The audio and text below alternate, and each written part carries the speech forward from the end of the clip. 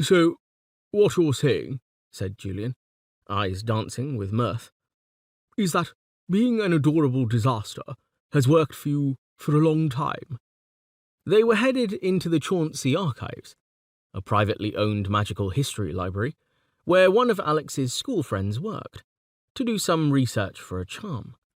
Alex huffed in mock offence, but didn't have time to retort, as the woman in question was already walking up to greet them, looking just as warm as ever, if a bit older in the way of time.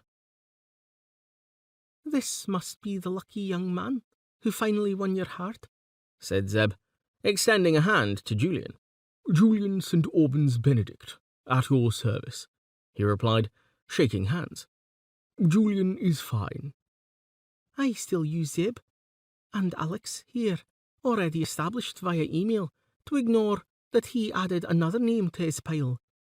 I believe it's I who am at your service, as I understand you've got some research you need help with."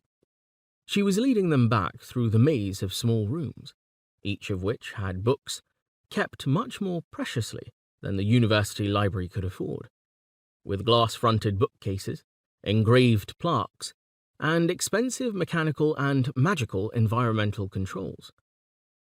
We've got a magical puzzle we're trying to solve," said Julian. "I appreciate you letting us get memberships here. I know neither of our families have been donors before." "The newest guardians of a long-abandoned way would have gotten in no matter what their lineage," said Zeb with a laugh. "There have been debates for a long time about where and what the Charmer's Way was, and why it was lost." "Well, now you know where and what," said Alex. "We're still not sure why it was lost, though we are working on it in between other things." Julian tucked his arm in Alex's. "Having a charmer back at the Way has made us busier than we expected, especially now that my greenhouse is established. We get all sorts of people, human and otherwise, coming to work with us."